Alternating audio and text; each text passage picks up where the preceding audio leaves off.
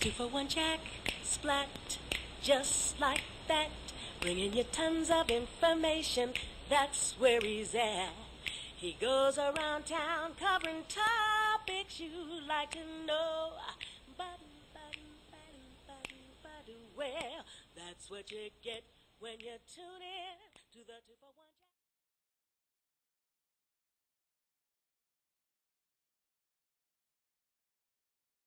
Jack. Okay. So, Mr. Gorman, what do you think about the state legalization? Oh, it's going to pass. Mason Tevert is an extremely intelligent man that knows his shit. In fact, he was on Channel 12 last night, and Mason is definitely going to get this taken care of. I hope I set up the state well enough for him that everybody knows exactly what marijuana is all about, and it doesn't deal with being a stoner. Marijuana is our future. It's everything we wear, it's everything we drive. Marijuana is everything to the people of the whole planet. So, it's going to get legal here, it's going to get legal there, it's going to get legal everywhere that, there are intelligent human beings. I'm Miguel. I'm the founder of the 420 rally in 2008. It started over 30 years ago. Built by the people who have lost their lives, persecution, prosecution, demonization, racism, and everything else you could think along the lines that oppression brings. We're here to show that gentrification, colonization has been going on for a long time, even with marijuana. And we're going to start off with Denver's history in West Denver, which was the first integrated Mexican neighborhood, even if they're in this area already before this was a U.S. territory. Denver's area and racism goes far back and didn't stop in the South. Racism goes all the way to Denver, where they had signs that even said, no Mexicans, no dogs, no Negroes, Jews allowed. So this is what Denver was, and even the black population was segregated here in Montbello, and then later when integration was more allowed in the Whittier, Cole neighborhoods, Park Hill. And so here we are in this neighborhood showing today where it all started with being integrated at Denver's West High School 1969 blowout, where a teacher told his students, if you eat Mexican food, you're gonna look like a Mexican and your parents are stupid. Which, imagine today if 10 high schools walked out of class, paralyzed the city. This is where it all began. Led by Rodolfo Corquigon. Ken Gorman, the original creator of the 420 rally. This was the bowl. The bowl that we didn't just smoke, but that we gathered in for a common good. That's the definition of rally. Look it up. Rally. Coming together for the common good. Many people had gathered here unofficially without a permit for years and always made sure to be here by 4:20 p.m. just to have that golden moment of freedom. Of gathering in unison between two oppressive buildings, the city and county building and a state capitol, where policies and rules are made to manipulate and scorn the classes of people. Ken Gorman organized and rallied here for many years on 420, which was a day created by those students in San Bernardino, California, that after a hard day work of school, they want to smoke up, kind of like the immigrants who smoked marijuana, that it was demonized for and made illegal because of Mexicans, immigrants, who just wanted to smoke after a hard day's work. Still today, that exists with most laborers and workers in our community. Instead of taking a drink, most people are taking a toke because it's safer than alcohol. Even though that rhetoric has been brought forth to us by organizations that are mostly white and have used the feet and valor off of the activists that have not just laid the foundations, but have built the doors to be opened. But then when they sat at the table, they were just pushed aside and not even allowed to eat at the dinner table when policies were being made. So you see, going back to our country on the 4th of July, there they are again, only considering themselves.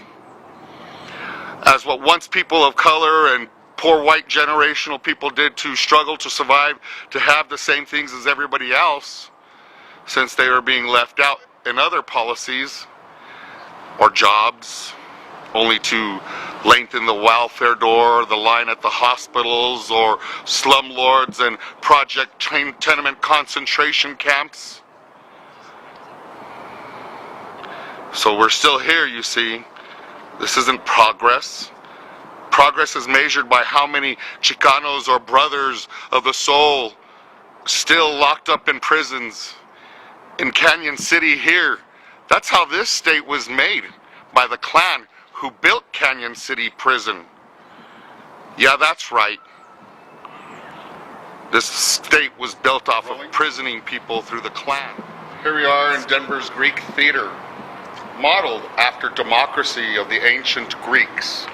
A coming together of the people, we the people. Not big business or not big government, which is universal in America now. The classes and the races of the people have been divided and are coming together like a sleeping monster and giant rearing its head from the back.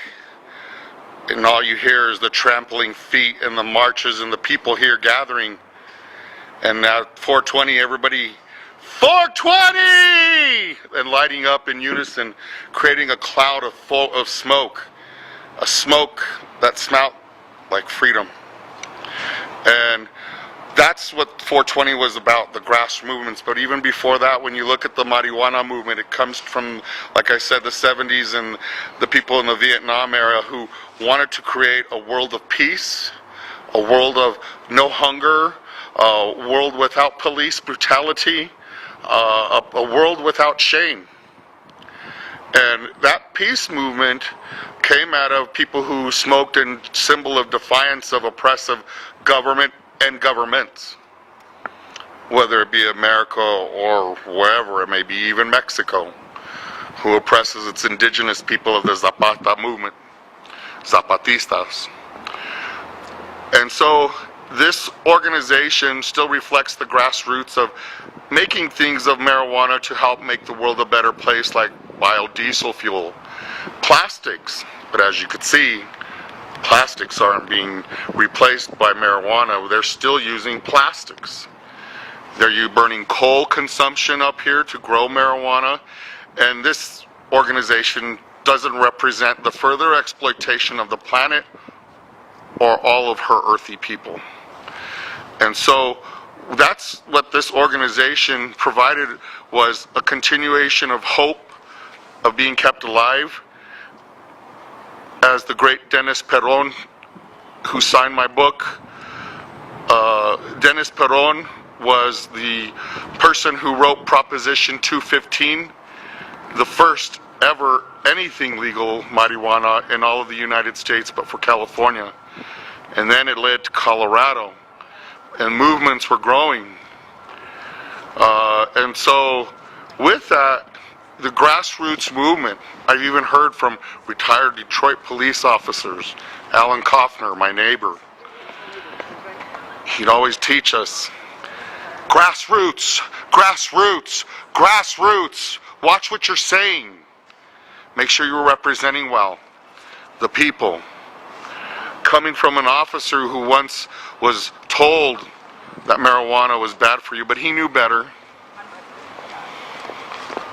And so now today, colonization is no longer called that, but it is gentrification. Our city is being gentrified even with marijuana and with its overpopulation and development by the mayor, Michael B. Hancock. Never since a time that the Ku Klux Klan Mayor Stapleton that has existed has there ever been such a brutal force that still exists today. Because of the people of color and systematical generational white people or white people that are in the system, and the 1% still exist, but in larger numbers, and the poor are in larger numbers. Michael Hancock serves the wealthy white elite in this city and the developers, and so does Paul Lopez, Debbie Ortega, Albus Brooks. When they perpetuate policies that take over our neighborhoods and our children who are locked up in prisons through racial profiling and broken windows policing and go to prison, they come out and their families are gone. into communities where they're not even communities anymore, they're dispersed. So the mayor has control over the assessor's office. The assessor's office then goes to people's house and says, your house is no longer worth this amount. Your house is going to be double the price. You're going to be making millions of money. But in the end, the next house you're going to be buying has to cost that much just to get a new house, but it isn't even that nice of a house to compare the house that you had before, or your communities once before that relied on each other for support.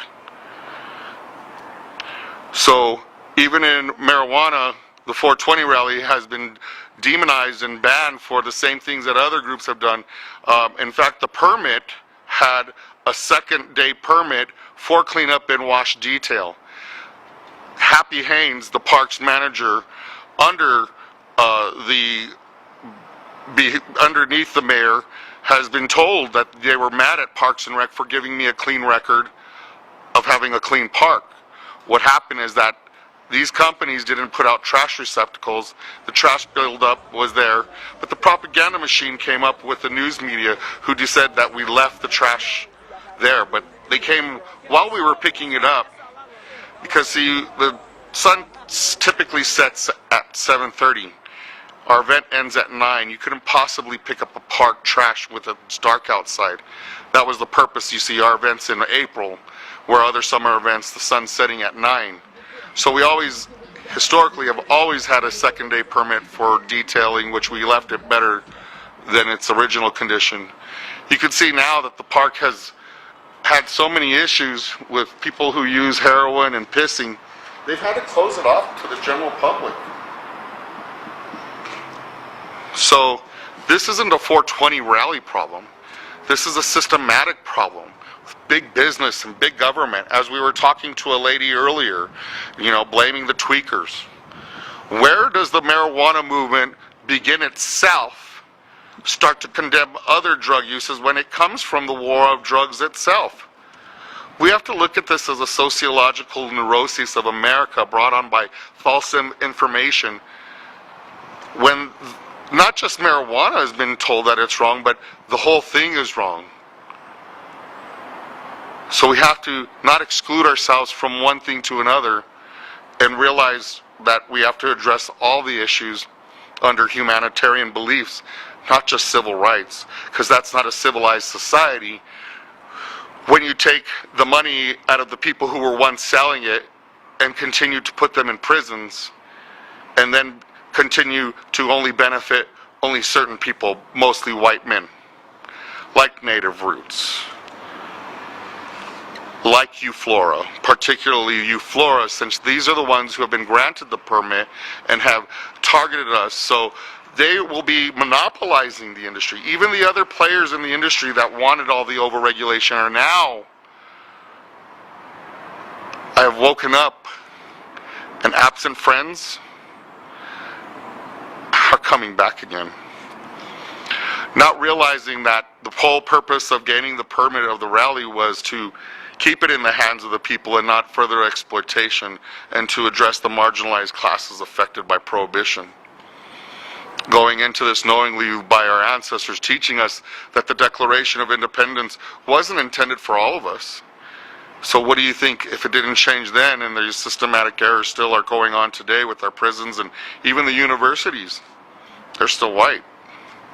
Yeah, there's tokens a few in there, but they're still white. So that's how we measure progress. When the prisons are less filled with brown people and are equal representative of those who are committing crimes everywhere, and when the universities are free for everyone. Because you see, when you suffer your people and skill education. In a conversation just now with a gentleman, he said, all smiles have no color, but they do. We all have color, because in our white society, President Reagan, and our white Congress and our white laws, and I don't know if people understand where I'm coming from, because if you look at the Declaration of Independence, not just up to the part where it says all men are created equal, you have to read beyond that. not much further either. But in the Declaration of Independence, it says, except for merciless savage Indians and African slaves. So you see in the rules in the beginning of this country, it's already dehumanizing, not considering them equal as men, but savages and slaves, but also excluding them. They didn't have these rights or these rules. And this still goes on and on and on today with perpetuated racism. That's what racism is. Racism is when one group of people have control over all groups or other groups of people. And in America, that is white people. So there are colors when their system breaks us down in those colors, and the language and the rhetoric they use put us in those colors in like everyday talk. They'll say, oh, there goes that man. But then they'll say, oh, there goes that black man. But the difference is that man over there was just that man, not that white man. But they had to point out in this other instance, there's the black man, or that Chicano, or that Mexican, or that gay. So you see, that goes all the way to our elected officials, whether it be Paul Lopez, Debbie Ortega, Albus Brooks, and all the way to the top, Mayor Michael Hancock, a sexual deviant, as defined by the FBI and its profiling department. Those who are married and are contractual by law to their wife, having behavior of, as the boss, as the mayor, he doesn't have, he's abusing his authority that he's upholding everybody else to. Kind of like the cops, they're upholding everybody else to the law but exonerating themselves. So when you have a deviant behavior like this and it's let go, this is what types of behavior leads to rape, unsolved serial killers of, killers who have killed tons of women. When you let this type of, and let me remind you, this is predatory behavior, because the mayor knows the law. We as the people are told ignorance of the law is no excuse. But let me tell you, the mayor knows the law. It is enforced every day within our city and county building with our employees about sexual harassment. And there is a procedure that everybody has to go through, except for him. So, you see, if people like this can have unaccountability all the way at the top, when we the people are taught every day in American civics that if we see something wrong with our country, and we're doing what we're being told, there's collusion happening here where the government is targeting us. That is illegal for doing what we are told, pointing out what they're doing. Especially when the rules that perpetuate the racism, that what once was black, white, and generational poor whites' only sole source of income was to sell marijuana or even other drugs or stolen items. Because like after the Civil War or other things, really there was so much hatred, that backlash, who's really going to hire you? Still today. Now all the dispensaries are owned white and employed white. Hey, here we are back again in a reproduction of the Liberty Bell from Philadelphia's Independence Hall. We've been referencing the Declaration of Independence through this all the way through, so I thought, we'd pointed this out and how this symbolism is carried everywhere, and people don't even realize sometimes the bad significance that it has, and people think it's something cool to be talking about, but when you're indigenous or a black slave or a descendant of, it's not really. So marijuana taxes here in Colorado are seen out through the roof, and now that marijuana is providing revenue, people are like drunk with money, acting ridiculous, crazy, mistreating people, and so with the green rush going on, as they call it, once Mayor Hancock in the Denver Daily News said that marijuana would not have a bad impact on marijuana tourism. I've been doing some research recently in the library's Denver History, Genealogy and Western History and Genealogy department on the 5th floor. It's kind of behind those trees there. And so that research was just done yesterday. So these are pre-internet times that are documented in archives where they hold old newspaper clippings that will not be posted, but you still can research these things through like old clippings and archives, like an old card catalog system. So what we'll see is that now people who are the working class smoking the marijuana, the revenue is now created by the working class, the slaves, the people that, you know, bring the system up. And so the working force and the marijuana culture here now are the people who make the industry and the state's economy's driving force. So they should be given a little bit more respect when it comes to these issues of consumption in public. The 420 rally not allowing to have its own marketing constituents participate in the rally. So what I'm saying is that the rally wasn't even allowed to have dispensaries be part of the rally without having over-regulations on public advertising. As you know, billboards aren't allowed, dispensaries aren't allowed to put symbols of marijuana on their door, and so this building over here is the tax revenue building. It's kind of like a mini Washington, D.C. That's the tax building, and this has many different other government agencies over here. There are employee parking. The Attorney General's office is over here on the top floor, and the permitting process for applying for permits for that is in the basement. That building over there, way in the background, is the Department of Education.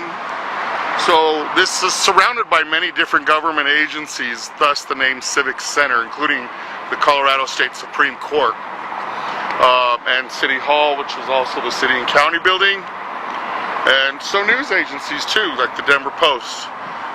So the taxes are the driving force of this state that were opened by the activists and thought that this would be a good thing, but the misappropriation of the taxes aren't going to what the voters intended to in schools. An example, Colorado Springs barely has medical marijuana, which doesn't have that much of a taxing on it because it's for medical purposes, which it shouldn't even be taxed in the first place. And so you know, you don't tax people for, you know, their homeopathic medicines that you can buy at the other stores, or whether it be Herbs and Arts or other places. And what we are taxed here is 35% in whole. When you look at the state's taxes and the city's taxes combined, it is the highest taxed anything in the country. It adds up to 35%. So by the time you're walking out the door, you're paying $35 on the $100 for what you just purchased. Those taxes also go to further prohibition of marijuana. So like people who are still trying to sell that aren't licensed. And this is where it comes really tricky. It's not legal, it's only regulated. So people who are selling marijuana are going to still be punished and prosecuted under the same old laws that it never got repealed in Amendment 64. So in order to make something legal, you have to understand the language that you're voting on, 86, and it's been built over 30 years. So it started off with Ken Gorman, and after the night of his murder in February of 2007, I had then taken over the leadership, because you have to look back to the time when it was illegal. People were afraid to smoke in public, much less at a political rally that was known for marijuana. So those who were coming, and they would come to marijuana rallies, they weren't smoking like they were like this today. They had their hoodie on, and they were benched over like this, you know, like, this is cool, we're getting away with it, let's be careful, and then if the cops come, we're out of here. today it's a whole different story, you know, and this is built off of the backs of the people that were afraid of persecution or that did get prosecuted and in jailed or beat up or ticketed. What made it easy for Denver is that the legislation had made marijuana less than an ounce a misdemeanor and a $100 fine. So what was one of the biggest things that allowed the 420 rally easier for rally goers to attend, because it didn't mean like in other states prison time or jail time, and the severity of here was way before its time. So it kind of started off there, and then it took over with the rally trying to be a more public presence for the people. 420 back then though had a racial and homeless stigma to it. So all the rich white kids and the rich kids that were afraid that they were brown, that wanted to be with the white kids, went to Boulder for 420.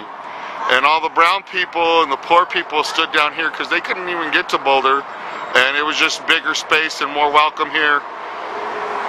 One of the news reports said during the 420 rally just recently, last year in 2007, the Channel 4 said that you come down here, you don't know what you're going to get. And another report said that this was the most diverse crowd that you ever seen, because you go to High Times events and other marijuana functions, they're mostly white. They'll feature, you know, Red Man and Method Man, but those are predominantly people who can afford $100 tickets to get in. The rally was free and open to the public, and it was made off of the people who contributed to some of the costs off of the street that we would ask for, and people to like the booth vendors, so then the costs would get passed down to the people. Unlike the other events, you know, they make you pay for tickets and then you don't get your money's worth. And so do you think the new sponsor will keep it like that, or no, they've already done that just with their name alone, calling it the celebration. And so by calling something that was once a struggle, now a celebration, creates like a fanfare of like everything's okay and there's nothing wrong anymore, let's just be happy.